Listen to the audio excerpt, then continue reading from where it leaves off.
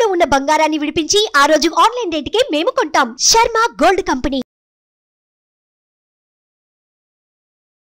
అందరికీ నమస్కారం. ముందుగా ప్రేక్షకులందరికీ క్రోధినామ సంవత్సర ఉగాది పండుగ శుభాకాంక్షలు. అయితే ఉగాది పండుగ అనగానే మనందరం కూడా ఈ సంవత్సరం మొత్తం మన రాశి ఫలాలు ఎలా ఉన్నాయి, ఈ సంవత్సరంలో మనకి ఆదాయం ఎంత ఉంది, వ్యయం ఎంత ఉంది, ఇవన్నీ కూడా డీటెయిల్డ్గా తెలుసుకోవాలని చాలా ఇంట్రెస్ట్గా వెయిట్ చేస్తూ ఉంటాం కదా. అయితే ఈ ఉగాది రాశి ఫలాలు మనకి డీటెయిల్డ్గా ఇన్ఫర్మేషన్ ఇవ్వడం కోసం మనతో ఉన్నారు ప్రముఖ జ్యోతిష్య వాస్తు పండితులు, జ్యోతిష్య వాస్తు శిక్షణ నిపుణులు, ప్రముఖ ఆధ్యాత్మికవేత్త, లలిత ఉపాసకులు బ్రహ్మశ్రీ నానాజీ పట్నాయక్ గురువు గారు. మరి పూర్తి వివరాలు గురువుగారు వాటిలో అడిగి తెలుసుకుందాం. నమస్కారం గురుగారు. శ్రీమాత్రే నమః. గురుగారు, మరి ఈ క్రోధినామ సంవత్సరంలో మీన రాశి వారికి ఆదాయం ఎలా ఉంది, వ్యయం ఎలా ఉంది, రాజపూజ్యం అవమానం, పూర్తి వివరాలు ఎక్స్ప్లెయిన్ చేయండి. తప్పకుండా. మనం కామన్ గా కూడా పంచాంగం తీసుకుంటే ఉగాది అనగానే పంచాంగ శ్రవణం, అందులో ఆదాయము, వ్యయము, రాజపూజ్యం అవమానమే చూసుకుంటాం మీరు అడిగినట్టుగా. అయితే ఈ 11/5 అంటే ఆదాయం 5, ఆదాయం 11, ఖర్చు 5 చూపిస్తుంది. కాస్త పర్వాలేదు. ఆదాయం 11 ఉంది, ఖర్చు 5 ఉంది. అదేవిధంగా 2, 4 అంటే రాజ్యపూజ్యం 2, మెచ్చుకునే వాళ్ళ సంఖ్య 2, అవమానించే వాళ్ళ సంఖ్య 4 ఉంది. అయితే దీన్ని ఎలా మార్చుకోవడం, ఎందుకంటే ఇది ఎలాగుందో అలాగే యాజ్ ఇట్ ఈజ్గా మనం అనుభవించాలని రూల్ లేదు. ఇక్కడ 2 విషయాలు. ఒకటి, దానికి ఏ గ్రహ సంబంధమైన పరిహారం చేసుకోవాలి, ఏ దేవత ఆరాధన చేసుకోవాలి.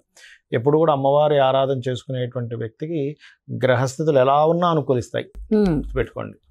అయితే ఇక్కడ ఈ అవమానం తగ్గించుకోవాలి, రాజ్యపూజ్యం పెంచుకోవాలి వీళ్ళకి. ఎందుకంటే ఇది మాత్రం బ్యాలెన్స్డ్గానే ఉంది, ఆదాయం ఏం బ్యాలెన్స్డ్గానే ఉంది.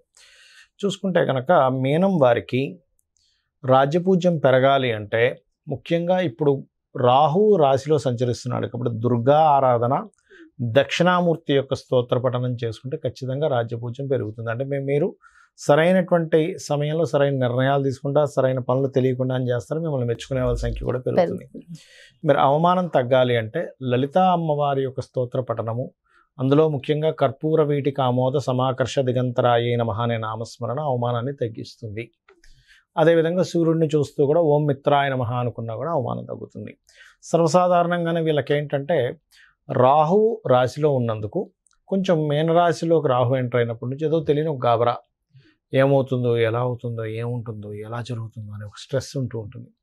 కొంచెం దాని విషయంలో కొంత జాగ్రత్త వహిస్తూ ఉండాలి. అదేవిధంగా కుటుంబ స్థానం ఏదైతే ఉందో, కుటుంబ స్థానంలో ఉన్నటువంటి గ్రహస్థితి, కుటుంబాధిపతి ఉన్నటువంటి స్థితి, ఇవన్నీ కనుక చూసుకుంటే, అంటే ధనాధిపతి ఉన్న స్థితి కనుక చూసుకుంటే, ఎలాగో వీళ్ళకి 11/5గా వచ్చింది కాబట్టి ఆదాయం 11 ఉంది. అదేవిధంగా ఫైనాన్షియల్ గ్రోత్ కూడా పెరుగుతుంది ఈ సమయంలో. కాకపోతే మే నుంచి 3వ స్థానంలోకి వెళ్తాడు కాబట్టి కొంచెం ఏదైనా కమ్యూనికేషన్ కాస్త దూర ప్రాంతాలకు వెళ్ళడం ద్వారా ఫైనాన్స్ పెరగడం అనేటువంటి స్పష్టంగా చూపిస్తుంది. అట్లాగే ఇక్కడ 7వ స్థానంలో కేతు ఉన్నాడు వీళ్ళకి. ఎందుకంటే మేజర్ ప్లానెట్స్ మనం తీసుకుంటాం కాబట్టి 7వ అంటే వివాహ స్థానంలో కేతు ఉన్నందుకు ఏదైనా వివాహ సంబంధం కుదుర్చుకునేటప్పుడు, అందులో ముఖ్యంగా బంధువర్గంలో వారితో కుదుర్చుకునేటప్పుడు మరింత జాగ్రత్తగా ఉండాలి మార్చి, ఏప్రిల్ మాసాల్లో. ఎందుకంటే ఈ బాధకుడు వచ్చి రాశిలో ఉంటున్నాడు నీచబడి. అందుకని ఏదైనా బంధువర్గం వారితో వివాహం కుదుర్చుకోవడం, వాళ్ళ వల్ల అయ్యో ఎందుకు కుదుర్చుకున్నామని డిస్టర్బ్ అవ్వడం, ఇట్లాంటివన్నీ ఉంటాయి. కొంచెం అది చూసుకోవాలి. అండ్ అలాగే వీలైతే ఒకవేళ ఇంకా కంపల్సరీ అయ్యి వివాహం ముందుకు వెళ్తున్నామంది అన్నప్పుడు కాస్త బుధ కేతు గ్రహాల దగ్గర దీపారాధన చేసుకున్నట్లయితే బాగుంటుంది. అదేవిధంగా వీరు మార్చి, ఏప్రిల్ మాసాల్లో ప్రాపర్టీస్ అవి కొనుగోలు చేయకపోవడమే మంచిది. చేయకపోవడం మంచిది. సంతాన అభివృద్ధికి అయితే బాగానే ఉంది చెప్పాలంటే వీళ్ళకి. ఎందుకంటే పంచమం మీద కొంతవరకు దృష్టి ఉంది. అయితే వీటన్నిటికంటే కూడా వీరికి లాంగ్ జర్నీస్ చేయడం ద్వారా హైయర్ ఎడ్యుకేషన్ విషయాలకి డబుల్ ట్రాన్సిట్ ఉంది. అంటే శని గురు ఇద్దరు గ్రహాల యొక్క దృష్టి డబుల్ ట్రాన్సిట్ అనేటువంటిది భాగ్యభావం మీద ఉంది కాబట్టి తండ్రి నుంచి, గురువుల నుంచి లాంగ్ జర్నీస్ వల్ల, బ్యాంక్స్ వల్ల లాభం కనబడుతుంది. ఉద్యోగ అవకాశాలు కూడా చాలా చక్కగా వస్తాయి, అందులో ఎటువంటి ఇబ్బంది లేదు. కాకపోతే కాస్త ఇంపోర్ట్ ఎక్స్పోర్ట్ బిజినెస్ చేసేటువంటి వారు, ఇన్వెస్ట్మెంట్స్ చేసేవారు కొంత జాగ్రత్తగా ఉండాలి. ఎందుకంటే మీన రాశి వారికి సహజంగానే 12వ స్థానంలో శని భగవాను నుండి ఏళ్ళనాటి శని ప్రారంభమైంది సంవత్సరం 3 నెలల నుంచి. ఇంకొక సంవత్సరం 4 నెలలు అవుతుంది దాదాపుగా. సో ఏళ్ళనాటి శని 12లో ఉన్నప్పుడు సర్వసాధారణంగా జరిగే మిస్టేక్స్ ఏంటంటే ఇన్వెస్ట్మెంట్స్ చూసుకోకుండా కొంచెం ఎక్కువ ఇన్వెస్ట్మెంట్స్ చేస్తూ ఉంటారు. అది కాస్త చూసుకోవాలి వీరు. ఆ యొక్క జాగ్రత్త కనుక తీసుకున్నట్లయితే అన్ని విధాలా బాగుంటుంది. అన్ని విధాలు బాగుంటుంది. చాలా బాగుంది. ఓవరాల్ గా మీనరాశి మరింత బాగుండడం కోసం చిన్న చిన్న రెమెడీస్ రాజరాజేశ్వరి అమ్మవారి యొక్క ఆరాధన కనుక చేసుకున్నట్లయితే మరింత బాగుంది. చాలా సంతోషం గురుగారు. ఇవే కాకుండా ఇంకేమైనా జాగ్రత్తలు తీసుకోవాల్సిన అవసరం ఉంటుందంటారా?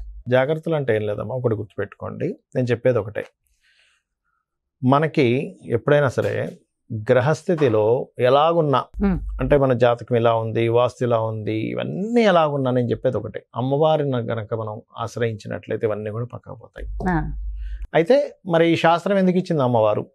ఈశ్వరుడే స్వయంగా కూడా జ్యోతిష్ శాస్త్రాన్ని ఇచ్చాడు కదా, మనం చెప్పుకుంటూ ఉంటాం కొన్ని వాటిల్లో మహర్షుల ద్వారా మనకు అందించాడని. మరి ఆ పరమేశ్వరుడు ఎందుకు అందించాడంటే మనకు ఒక జాగ్రత్త చూసుకోవడానికి, ఒక రూట్ మ్యాప్ లాగా మనం ఒక తయారు చేసుకుంటున్నాం. ఏది, ఏ రూట్లో ఎక్కడ ట్రాఫిక్ ఉంది, ఎక్కడ ఏది ఉంది అన్ని తెలుసుకుని దాన్ని బట్టి వెళ్తున్నాం కదా. అలాగే మనకు భగవంతుడే ఈ యొక్క జ్యోతిష్ శాస్త్రాన్ని అందించాడు. దీనివల్ల ఏమిటి, మనం మన జన్మజాతకం కూడా చూసుకోవాలి. అంటే మన జన్మజాతకంలో లగ్నబలం ఎలా ఉంది, ధనం ఏ మార్గంలో వెళ్తే మనకు ధనం సంపాదిస్తాము, ఏ రకంగా ప్రయత్నిస్తే మన ప్రయత్నాలు సఫలీకృతం అవుతాయి, ఏ దిశలో ఉంటే మనకి బాగుంటుంది, సంతాన అభివృద్ధి ఎందుకు అవ్వట్లేదు, వివాహం ఎందుకు అవ్వట్లేదు, మన జన్మజాతకంలో ఉంటుంది. అంటే ఏ సమయంలో వివాహం చేసుకుంటే బాగుంటుంది, అదేవిధంగా మనకి ఏ వృత్తుల్లో బాగుంటుంది, ఏ వ్యాపారాల్లో బాగుంటుంది, ఎందులో ఎప్పుడు ఇన్వెస్ట్మెంట్ చేస్తే మంచిది, ఎప్పుడు ఇన్వెస్ట్మెంట్ చేయకూడదు అనేటువంటి అన్ని విషయాలు ఉంటాయి. మీకు అనిపిస్తుంది మరి ఇవి అన్నీ మన జన్మజాతకంలో ఉంటాయి, మనం మరి ఈ గోచార ఫలితాలు ఇవన్నీ ఎందుకు చెప్పుకుంటున్నాం అంటే ఒకటే గుర్తుపెట్టుకోండి అమ్మా. ఇప్పుడు మీరు షూటింగ్కి వచ్చారు కదా, నార్మల్గా మీ ఇంటి నుంచి ఇక్కడ 40 నిమిషాలు అనుకోండి కార్లో రావడానికి, అదే ట్రాఫిక్ జామ్ అయితే కదా. అంటే ఏమిటి, గంటలోనో 40 నిమిషాల్లోనో వస్తాననేది మీరు ఏం చెప్తారు, 1.5 గంట పడుతుందండి అంటారు. అంటే మీ కారు, మీరు మీ డ్రైవర్ కానివ్వండి, మీరు ఓన్గా డ్రైవ్ చేసుకున్నా మీ కారు అదే రోడ్ అయినా కూడా మరి ట్రాఫిక్ ఉన్నప్పుడు ఏమో ఎక్కువ టైం పడుతుంది, ట్రాఫిక్ లేనప్పుడు 1/2 అవర్లో రాగలుగుతున్నారు. అంటే దాని అర్థం ఏమిటి, సమయం బయట ఉండే వాతావరణం కూడా మనకు సహకరిస్తేనే మనం సమయానికి వెళ్ళగలం. అలాగే గోచారం అనేటువంటిది ఏంటంటే ఇప్పుడున్న గ్రహస్థితి, ఇప్పుడుండే గ్రహస్థితి ఏ విధంగా ఉంది, పరిస్థితులు ఎలా ఉన్నాయి అనేది చెప్పేదే గోచారం. సో ఈ సంవత్సరం ఈ విషయాలు ఇలా ఉంది కాబట్టి నువ్వు ఈ రెమెడీ చేసుకో, నీ జన్మజాతకం కూడా చూసుకో, ఈ రెండు కలుపుకో.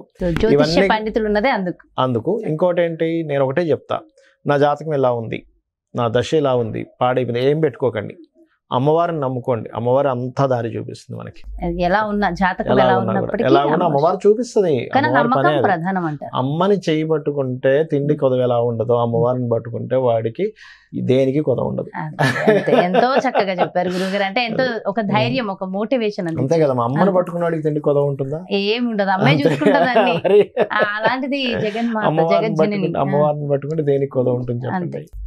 ఎంతో చక్కగా, ఎంతో చక్కటి ధైర్యాన్ని, స్థైర్యాన్ని అందించారు. థ్యాంక్ యూ సో మచ్ గురువు గారు. నమస్కారం. శ్రీమాత్రే నమః. సో చూసారు కదండి, మరి ఇది క్రోధినామ సంవత్సరంలో మీ యొక్క రాశి యొక్క ఫలితాలు పూర్తిగా ఎంతో చక్కగా వివరించారు కదా గురువు గారు. మరో చక్కటి ప్రత్యేకమైన కార్యక్రమంతో మళ్ళీ మీ ముందుకు వచ్చేస్తాను. మరి అదేవిధంగా మీ యొక్క జాతకానికి సంబంధించి కానీ, లేదంటే మీ ఇంటి వ్యాపార వాస్తుకు సంబంధించి కానీ గురువు గారిని సంప్రదించాలి, అపాయింట్మెంట్ కావాలి అనుకుంటే క్రింద డిస్ప్లే అవుతున్నటువంటి నెంబర్స్ కి కాల్ చేయండి. నమస్కారం. సుమన్ టీవీలో మీ పర్సనల్ అండ్ బిజినెస్ ప్రమోషన్స్ కోసం కింది నెంబర్ కి కాంటాక్ట్ చేయండి.